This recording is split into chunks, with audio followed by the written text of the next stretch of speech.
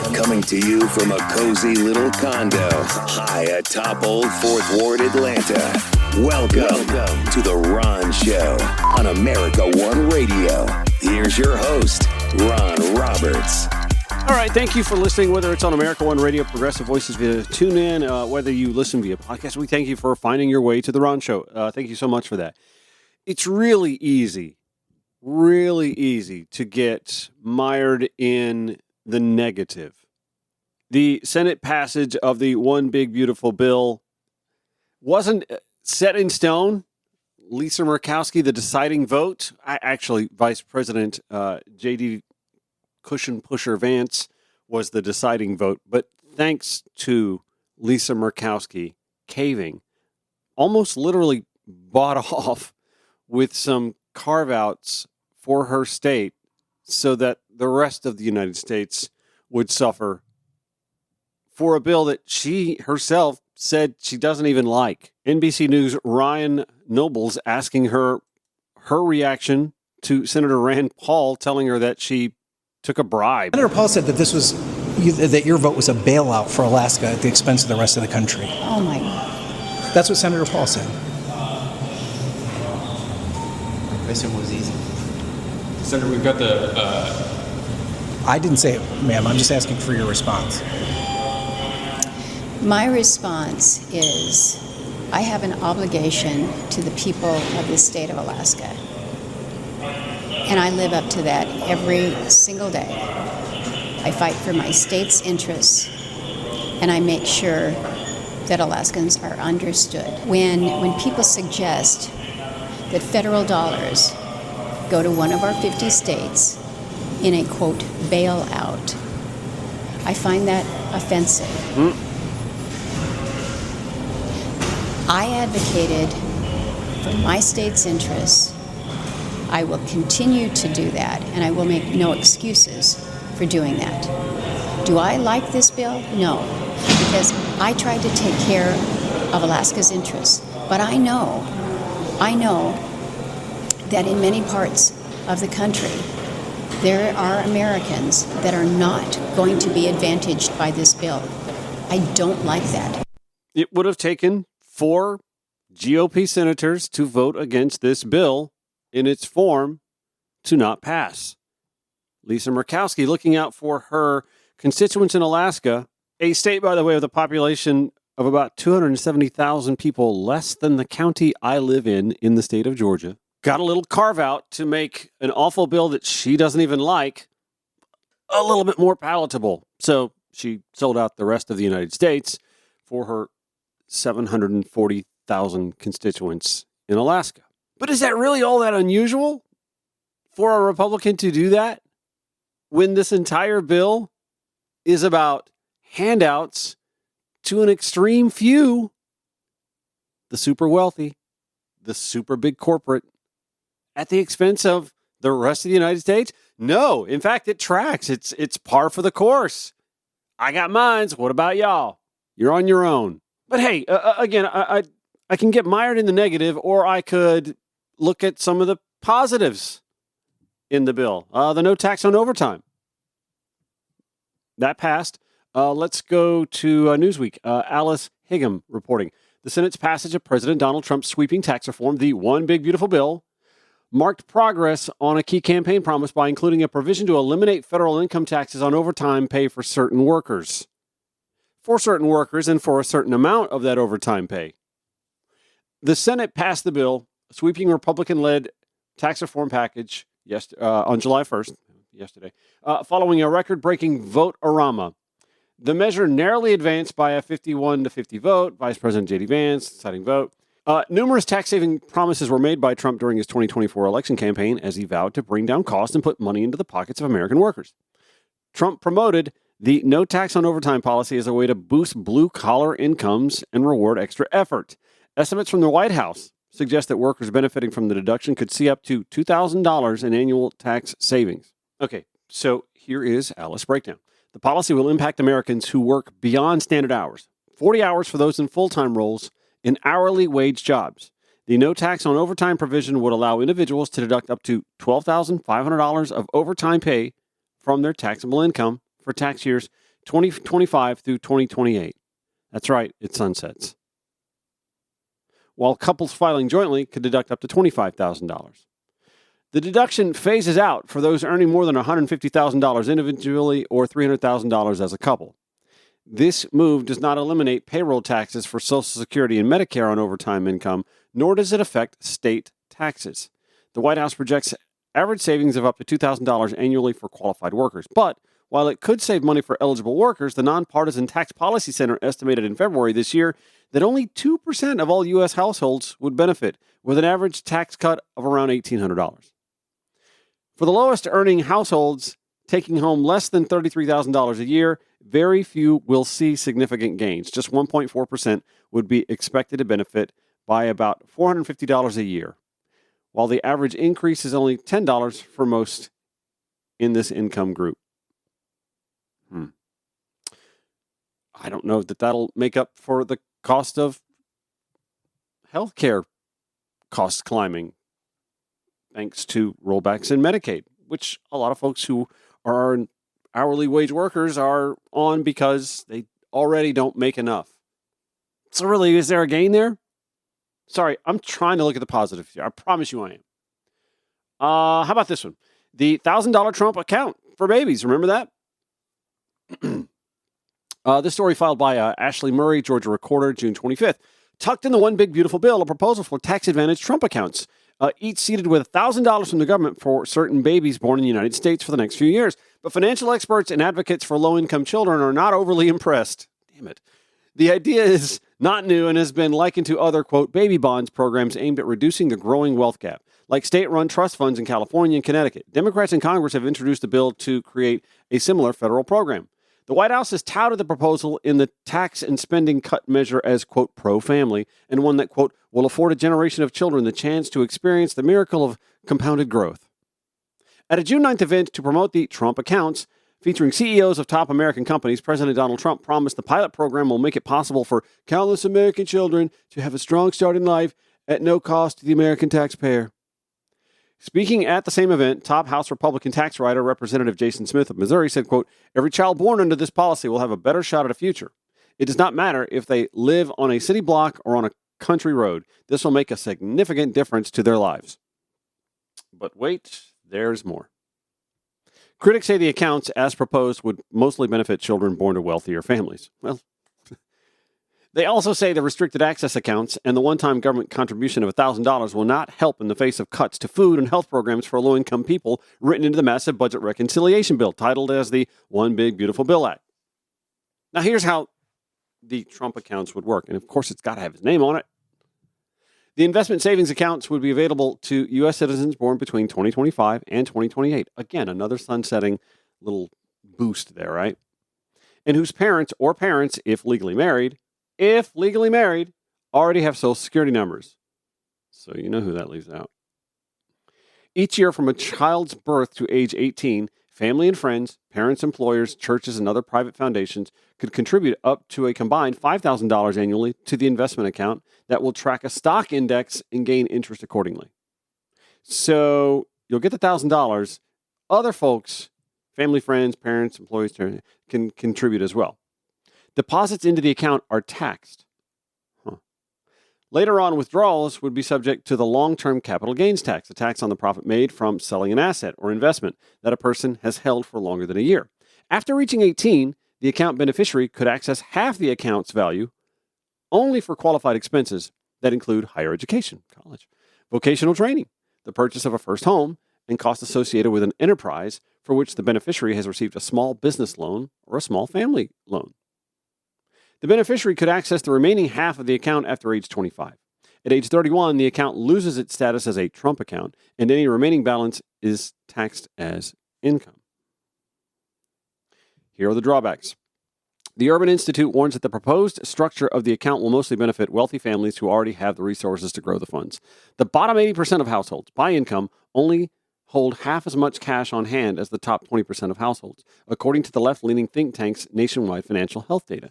Additionally, because of penalties for early withdrawals, lower-income families would be incentivized to save in less restrictive accounts, according to the think tank's May 27th analysis.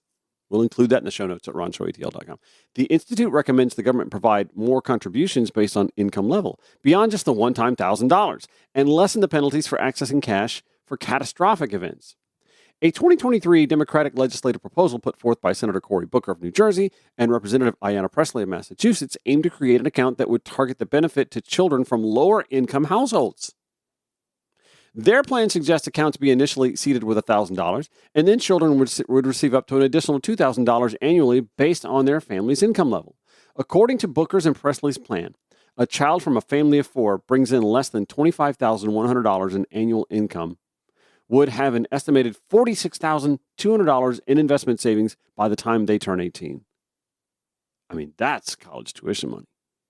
That's vocational training money. That is a 20% down payment on a house in most circumstances. Under the Trump account proposal, a child's one-time $1,000 deposit from the government would grow to roughly $5,000 by age 18 if no other contributions were ever made, according to the Urban Institute. Then there's the child tax credits. Brendan Duke, Senior Director for Federal Fiscal Policy at the left-leaning Center on Budget and Policy Priorities, said the GOP proposal, quote, wasn't particularly well thought through. Well, I mean, you got to give them that much for being consistent, right? It's this question of whether it makes more sense to give every family $1,000 that they can access in those really important years, or whether you should have expanded the child tax credit, which they did not. Duke criticized lawmakers' proposals that do not expand the child tax credit to the lowest income families in the massive GOP budget reconciliation package. While the House version temporarily expands the credit to $2,500 per child, up from $2,000, and the Senate version permanently expands the credit by a more modest amount of $2,200, neither version expands income or refundability parameters that would benefit the poorest families. The CBPP estimates that 17 million children are left out of the credit because of the restrictions. Another criticism of the Trump accounts is that they provide a redundant option among the several existing tax-preferred savings vehicles for Americans, including 529 educational investment savings accounts, Roth and traditional IRAs, and health savings accounts.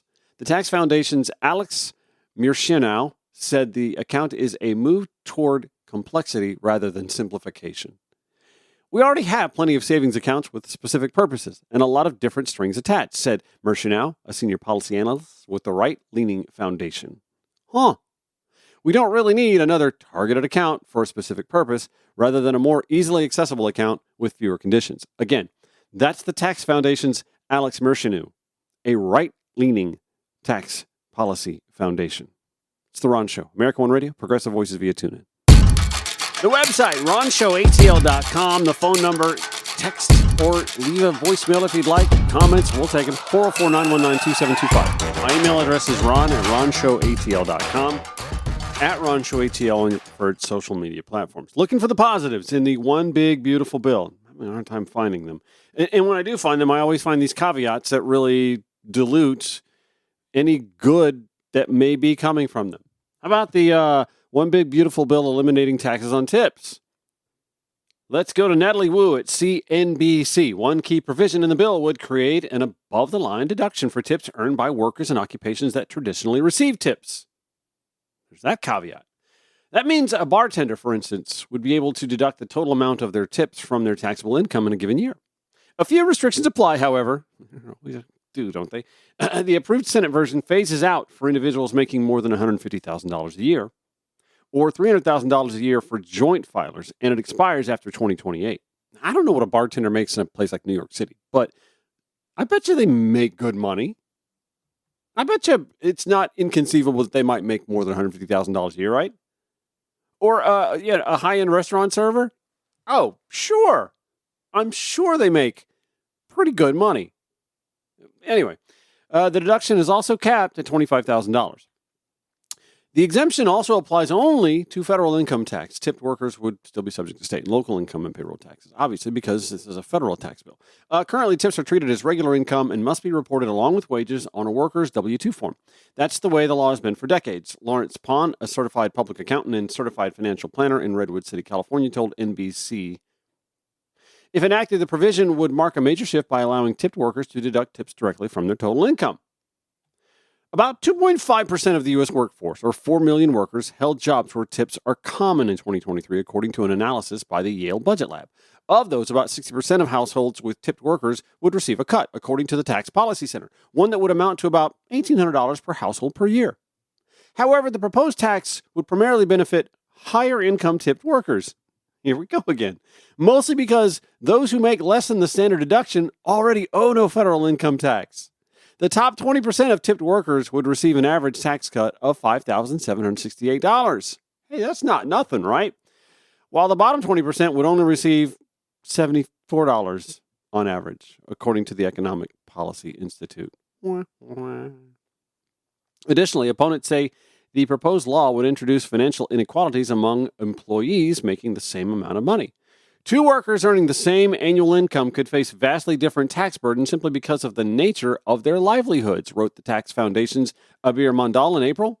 Instead, critics, including the Economic Policy Institute, advocate for increasing the federal minimum wage as a better way to help all low-wage workers. Here's the problem with that, though, you silly anti-capitalists. Raising the minimum wage comes out of the business owners' pockets, the companies' coffers. Yeah. The folks that actually benefit from the labor. It doesn't so much matter if it's the consumer coughing up more, as is the case when we tip our bartenders and our servers. We're essentially paying for that employee to work at the establishment on behalf of the establishment's ownership. Isn't that nice of us? While we also pay the markup for the food or the beverage. Isn't that nice of us? So, critics, Economic Policy Institute, increase the minimum wage, they say. Increasing the minimum wage would deliver dramatically larger raises for millions more workers without letting employers off the hook. Well, you're not going to expect anything tangible legislatively to come from Republicans that doesn't let employers off the hook, do you? Come on. That's who they're there to represent. The people? No. Business? The wealthy? Sure. Okay, but if Georgia Democrats wanted to look at the positive and say, well, this is actually going to undo a lot of work that Governor Kemp did in Georgia, yes, but to be consistent, we can't sit here and be cheering that when we're talking about clean energy in the EV sector. Drew Can, Kelly Yamanuchi at the Atlanta Journal-Constitution, writing, over the last 3 years, few states have drawn more clean energy and electric vehicle manufacturing investment than Georgia. The corporate spending spree has been juiced by federal incentives. Now, who offered those incentives? I believe it was old Sleepy Joe, wasn't it? Created under former President Joe Biden. Well, that was the next line if I'd have just kept reading. That offer tax credits to build solar panels, batteries, and EVs in North America, and savings for consumers and businesses that buy them. Now Republicans in Congress set to tear down much of the scaffolding to pay for other corporate and individual tax breaks sought by President Donald Trump. And Georgia's clean energy sector is sounding the alarm, warning the changes could cost jobs, worsen climate change, that doesn't exist, and even increase the cost of electricity. Oh, wait, that does exist. The bill coming out of the Senate is a direct attack on these projects and on the communities in Georgia that enthusiastically welcome the jobs they create, said Suvi Sharma, the CEO of Solar Cycle, which is developing a solar panel recycling facility set to employ 600 workers in Cedartown, 20 miles south of Rome. Cedartown, by the way, is where my ex-husband's family live. I happen to know Cedartown quite well. It is a town desperate for an economic jolt. 600 jobs in Cedartown is a game changer. It is not just a game changer for those who get the jobs. It is a game changer for the communities, other businesses that benefit from those full-time employees having reliable income. The stores, the shops, little Main Street. My ex-sister-in-law started a tanning salon there. The family runs that. They would benefit. And if they would benefit, so would the restaurants in and around Cedartown from those 600 employees and the other business folks that benefit from the income of the 600 employees. Well, it's all very tenuous. Solar Cycle has paused plans to double its workforce with a phase 2 expansion in the area because of uncertainty about the federal incentives. That is Marjorie Taylor Greene country. I can go ahead and tell you that too. I know this. I mean, not just that it's interdistrict, but that Cedartown residents overwhelmingly support Donald Trump, Marjorie Taylor Greene, and, of course, oddly enough, Governor Brian Kemp as well. Sorry, Cedartown. That was going to be really good for you. And now it's on pause. For how long? By my math, at least 3.5 years. And even then, say there's this wholesale change in leadership in Washington. How long is it going to take for Democrats to clean up all the other messes to even get around to reinvigorating a clean energy sector that will be set back by years, if not a decade or more, by the actions of this president and this administration? It's The Ron Show. This is The Ron Show on America One Radio. So the Senate just voted to pass Trump's big, ugly bill. It still has to go back to the House, but this bill is going to take away health care from 17 million people. It's going to take away food access for millions of people and do a whole hell of a lot of damage to mostly multiply marginalized disabled people. They're going to kill multiply marginalized disabled people, which is kind of the point. But yes, there's still something you can do about it. This has to go back to the House. You can call your House reps and you can demand that they vote no. But let's just be really real about what's going on here, okay? These people do not care about you or I or working class people in this country. They voted to cut health care from tens of millions of people, but are giving tax cuts to wealthy corporations who are the ones running this country, billionaires and wealthy corporations. They voted to take away health care from millions of people and kill disabled people, and they're sending billions of dollars to Israel to fund the slaughter of Palestinians in Gaza. They voted to take away health care from your grandmother, from your neighbor, from your children. Yep. And instead, they're going to give the state of Florida millions of dollars to help fund their alligator Alcatraz, to detain citizens and undocumented people in this country illegally. This is what they're prioritizing. Yep. They do not care about you. They do not care about me. They do not care about working class people, disabled people in this country at all.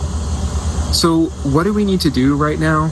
Yes, of course. Again, call your House reps.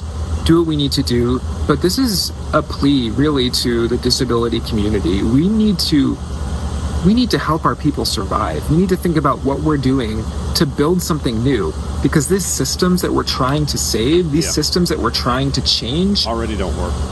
They're doing exactly what they're supposed to do. They're supposed to kill us. They're supposed to harm us. But we can do something different. I have hope that we can build something different. We don't need to continue to be in this cycle of every 4 years trying to make sure that the shit that we have set up and won for our community doesn't get stripped away. We don't have to live like this. We don't have to live at the whims of the political establishment and the wealthy corporations and the people who would rather kill working class people than help working class people.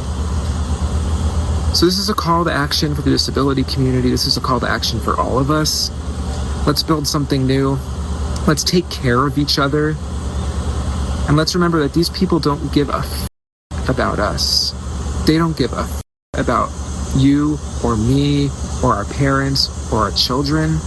And now is the time to do something about this, to help our community survive, and to build the kind of world that we all believe is possible. And I know we can build that, but we have to get to work, and we have to stop playing into the hands of these people.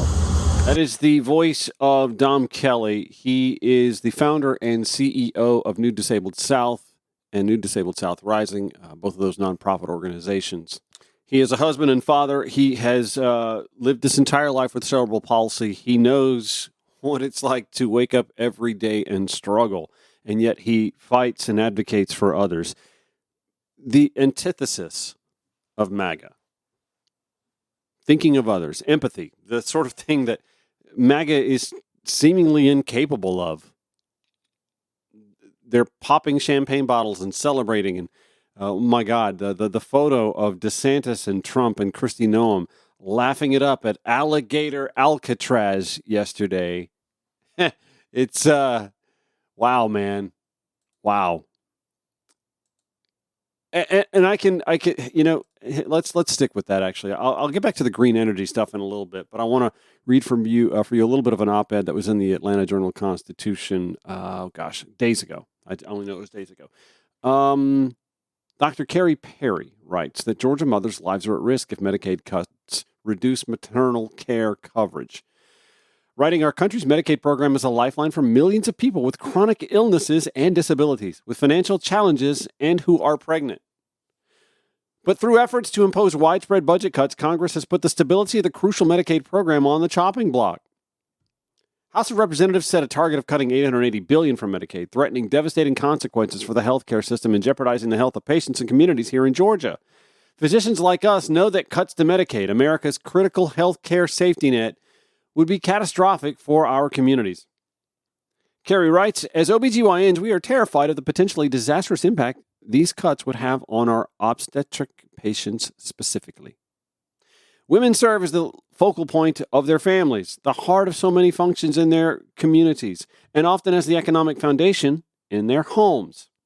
She writes, our job is to ensure that our patients are empowered to live healthy lives and have access to the health care they need. That will become nearly impossible for almost half of the pregnant women in Georgia if they lose access to their coverage. What's that going to do for the economy? Dr. Carey writes, many of our patients currently rely on Medicaid coverage for their health care needs. Between 2018 and 2023, 45% to 47% of all births in Georgia were covered by Medicaid. She cites that from a study done by the March of Dimes. In November 2022, Georgia joined 29 other states in implementing a 12-month extension of Medicaid postpartum coverage in an effort to improve maternal health care outcomes. The Maternal Mortality Review Committee, the group authorized by the Georgia General Assembly to analyze maternal deaths in the year following birth, has found that Medicaid enrollees account for 68% of pregnancy-related postpartum deaths, greater than 60% of which were preventable. She cites that from the Department of Public Health here in Georgia. The support for preventative health care services, coordination of community resources and social services, increased availability in family planning and mental health support, and continued medical care for health issues identified during or exacerbated by pregnancy has been made possible by this extension of coverage. Loss of this coverage, she writes, would almost certainly negate the efforts that continue to be made to prevent the loss of life. Medicaid is essential to our progress in combating maternal death. Rather than show up at emergency rooms, we want our patients to have consistent care with us, she writes. The impacts of these cuts will be devastating, leading to more rural hospital closures and a reduction in funding for major referral centers like Grady Memorial Hospital. If we lose hospitals and referral centers, we lose a critical place where people can receive care. We only help the patients who come to see us, and for that, our patients need reliable health coverage. To remove this coverage from the thousands of women who rely on it would lead to a dangerous increase in preventable health complications and deaths, not just in Georgia, but throughout the country. Dr. Perry writes, while Congress continues to deliberate these cuts, one thing is for sure. If Medicaid is cut, not only will women and their families bear the brunt of the consequences, but so will Georgia.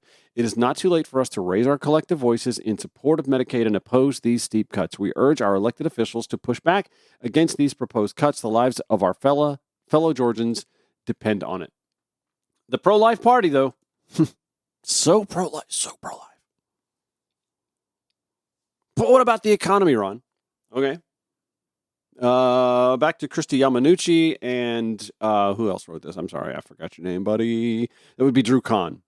They're writing about the impact on Georgia's clean energy sector. The bill would fulfill Trump's campaign promise to extend corporate and individual tax cuts created in his first term to help pay for those. The legislation would eliminate most federal incentives for EVs, electric vehicles, and clean energy years earlier than expected. Trump has repeatedly decried the subsidies as a scam. A scam that, by the way, has employed tens of thousands here in the state of Georgia and promised to employ thousands more. Don't believe me, believe Republican Governor Brian Kemp. Still, the bill could add as much as $3.9 trillion to the national debt. I thought that's what we were supposed to be. We're supposed to be eliminating the debt and deficit, right? According to the nonpartisan Congressional Budget Office.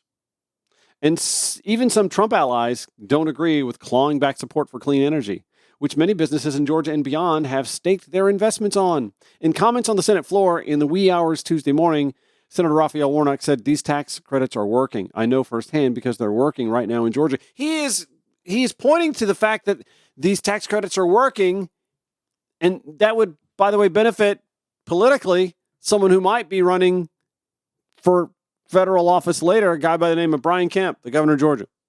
The Georgia Democrat said the tax credits have helped create new manufacturing and construction jobs, many in rural parts of the state. MAGA country. Cedartown, Georgia, we just mentioned them, right? Warnock and fellow Georgia Senator John Ossoff filed an amendment aimed at protecting clean energy jobs. That failed to pass. It's one of many amendments, by the way, that failed to pass. Even Elon Musk, the CEO of Tesla and SpaceX, who was a top Trump advisor for the first months in his presidency before a recent dust-up, called the bill, quote, utterly insane and destructive, in a post Friday on X. It gives handouts to industries of the past while severely damaging industries of the future. They go on to write, Yamanuchi and Kahn write, the 940-page Senate bill would... You remember when we used to focus so much on how big a bill was page-wise? It's the first time I'm hearing how big this bill is, 940 pages. It revokes incentives for solar facilities that start producing electricity after 2027, years earlier than planned, because we won't need solar energy after 2027. Eliminates the $7,500 federal consumer tax credit. I thought we liked tax credits. For the purchase of certain qualifying EVs at the end of this September. It sunsets the 30% federal tax credit offered for residential clean energy installations, such as rooftop solar. Who's going to need that? By the end of this year. That tax break was set to be offered through 2032. Buying a home, building a home, there goes that tax credit. That'll come out of pocket if that's what you want to do. It'll phase out subsidies for domestic manufacturing of solar, battery, wind, and other clean energy components all throughout the state of Georgia. It'll impose a new tax on solar projects that begin generating electricity after 2020. That's right, a tax on solar projects that begin generating electricity after 2027. Since the federal incentives were created, Georgia has grown into a major EV manufacturing hub, they write. Hyundai Motor Group last year began manufacturing at its colossal $7.6 billion Meta plant near Savannah last year. Backed by a federal loan, Rivian is planning to build a $5 billion EV factory of its own 50 miles east of Atlanta. At least it was. A constellation of battery factories headlined by SK Battery, America's commerce facility, plus other EV components manufactured, have sprung up like kudzu across the state. Many of the products they plan to make in the Peach State would have been eligible for the federal tax credit. So what do these businesses have to say about that? Well, I'll give you their response. Thank you for listening to The Ron Show on America One Radio, Progressive Voices via TuneIn, or wherever you podcast. All right, final segment of today's Ron Show. Notice, by the way, that a lot of these things that are wrapped up into this one big, beautiful bill don't even really take effect until 2028. And some of that in 2029. I think a lot of that by design, obviously by design. When they project, by the way, that there'll be, a bit of a blue resurgence, and the Senate map looks more friendly for Democrats, and there's a strong chance after all of this stuff yields us whatever it does, that there'll be some pushback. Listen, I like to think in a positive frame here. I like to think, this is our opportunity. The midterms 2026. The folks that are in charge right now, who have been decrying how elections are rigged when they lose them, but don't speak a word about the ones that they win. I want to pretend that the fact that 50 states individually control their election systems, but they're all using, by and large, just a handful of the same companies and the same software and the same machines, and we've seen nothing done. What has come of the, for instance, Coffee County, Georgia data breach? That's just this voter data that was stolen. We're talking software that was stolen. For what? What would they possibly? What could wrongdoers, evildoers, and that's what these folks are. They seek to do wrong. They sought to overturn an election that they didn't win. That's not out to do good for anyone except for the one individual one. Boy, what do they say about like when you shoot for the king, you better not miss? Boy, as he's touring Alligator Alcatraz, a facility he himself wouldn't last a day in. I mean, let me just say this. If the road to hell is paved with good intentions, where does the road paved with greedy, mean-spirited, and self-serving intentions lead us as a nation? I mean, I have to keep reminding myself, and I do this on the show for us all as well, that we're only 6 months into this 48-month hellscape, and I normally cringe at hyperbole in politics.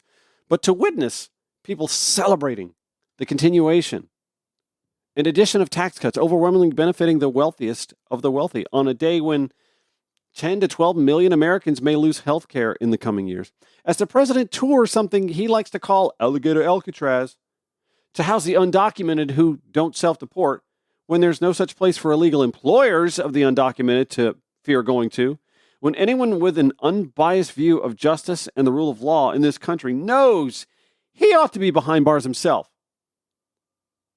I'm really not all that sure I can be hyperbolic in such an era. And then you got J.D. Vance. It's immaterial, reacting to the fact that 12 to 17 million Americans could be knocked off of health care. What's immaterial is the number of trans athletes he and his party demonize. What's immaterial is the number of violent criminals in this country illegally, compared to the overwhelming number of those here for work that they were lured here by illegals. I'm talking about the employers. Or chased away to here by famine, war, crime, and or environmental factors, most of which can be traced back to us. What's actually immaterial, Mr. Vice President, is the ways, fraud, and abuse that these fuckers have long claimed existed in federal spending, but that they themselves failed to produce any evidence of, or savings, via Doge. But they fooled enough of us, enough of y'all anyway. So here they are, coming for the health care of someone you know, we all do, while putting more money into the pockets of the obscenely wealthy who won't even notice the amount saved. We're going to put more money into the military apparatus so enticing to them that it spawned a movement where we were wasting trillions into overseas theaters of war unnecessarily. It'll put more money into ICE to continue, quote, disappearing people, vital to local economies, to house them in a modern-day tent penitentiary. I'm not going to call them a concentration camp. You look at them, you look at what a concentration camp looked like back in the day, and I'll let you come to whatever conclusion you do. All this while seeking to reverse investments in clean energy that are actually creating jobs that handouts to the wealthy don't. Oh yeah, about that. In a statement, Hyundai Motor Group touted its investments across the country and said it believes electric vehicles represent, quote, a significant long-term opportunity. But noted it continues to offer gas-powered vehicles and hybrids so that U.S. consumers can choose the vehicle that best fits their needs. Rivian did not immediately respond to a request for comment on the Senate's draft. I'm back to Drew Can, Christy Yamanuchi in the, is it Christy? I want to say Christy Yamaguchi, so I want to make sure that I get her name right. Kelly, sorry. See? And I don't even like figure skating. Which begs the question, am I really gay? The Zero Emission Transportation Association, which counts Rivian and Tesla among its members, said the bill would cede ground to China, which already dominates much of the EV and clean energy supply chain. So much for making America great again. To vote for this bill as written is to effectively abandon the goal we all share of making the United States globally competitive in the mineral, battery, and vehicle production markets of the future, Zeta's executive director, Albert Gore, said in a statement. About solar, the Senate bill could prove most devastating for it. The cost of solar has fallen dramatically in recent decades, making it one of the most economic sources of electricity available. Solar produces electricity without contributing to warming the planet. And as recently as February, the Federal Energy Information Administration projected solar would be the leading source of new power added to the grid this year nationwide, which would, oh, by the way, lower our power bills because we're the ones creating it. But even before the latest changes emerged, Georgia's solar developers and installers were struggling with the whiplash of tariffs and economic uncertainty. Now, in some of the industry, they say more pain could be on the horizon. Brian Fitzpatrick, president of the Georgia Solar Energy Industries Association, warned that Georgia will lose thousands of solar jobs and hundreds of millions of dollars in clean energy investment if the bill isn't altered. Scott Moskowitz, vice president of industry affairs for solar giant Q-Cells, which operates factories in Dalton, Georgia and Cartersville, Georgia, both of those in Marjorie Taylor Greene's district, noted the company has invested billions and hired thousands of workers to, quote, onshore the solar supply chain. It's critical, he said, that Congress support domestic manufacturers in our efforts to compete with China. It's the fact that they're doing all of this legislatively, knowing that it impacts their districts the most, that it impacts states that the GOP controls a lot, or in a lot of the cases, I should say. It's the fact that they know a lot of Trump's base benefits from social safety net programs like Medicaid. It's the fact that this legislation does damage to their own that seriously has me wondering at times, do they even believe in the legitimacy of our electoral process? That there won't be repercussions in 2026? Because they seem to be governing as if they're not concerned about it at all. You get my drift? I'm not a conspiracy theorist. I really am not. I've been reached out to several times by these election integrity folks who want to give me all these wild conspiracy. I mean, maybe they're not wild. I don't know. I don't even want to dive into it. I really don't. It's a lot of reading. It's very cumbersome. The rhetoric, the terminology, it's all very wonky. I can't. I'm a simple man. There's only so much that I can get. And I believe that if you can call it a superpower, is that I do understand a lot of complex things just well enough to be able to explain them in a way that a common mind like myself, and I'm not saying that's you, I'm just saying that I can explain things in a way that makes sense to a large number of people. That is my superpower, no cape necessary. But even I didn't get, when I've read a lot of this wild, I say wild again, I'm not going to say, when I read all these theories about how the 2024 election was tinkered with, or if I don't want to buy into that. I don't want to look back and say, there's a possibility.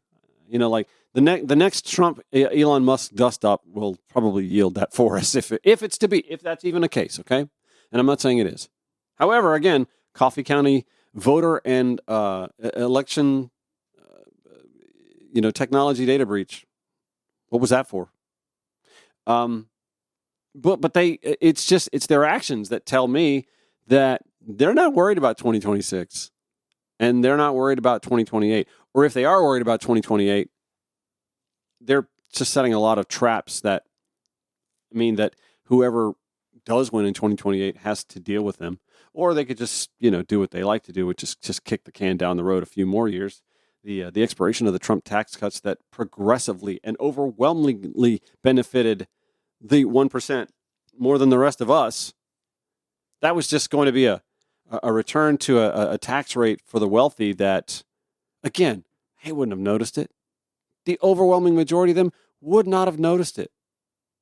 But if they can keep it, why not let them, right? What is it? Zohran Mamdani, the New York City mayoral nominee for the Democratic Party, he said what a lot of people on the left have said for quite a while, and a lot of centrist and established folks are like, you don't need to say that billionaires shouldn't exist. I mean, how much is enough? Seriously, how much is enough? And someone hoarding tens or hundreds of billions for what? What good is that money if you can live a comfortable life and have so much more of it and you're not benefiting your surrounding community, your state, your country, the world? It just blows my mind. It really does. It just makes me wonder about humanity in general. Well, not humanity, but that sector of humanity. That is going to do it for today's Ron Show. Back tomorrow, 9 a.m., 5 p.m. on America One Radio, 11 p.m. Progressive Voices via TuneIn, or wherever you podcast. Show notes, as always, at ronshowatl.com. Enjoy your day. Take care. We'll see you tomorrow.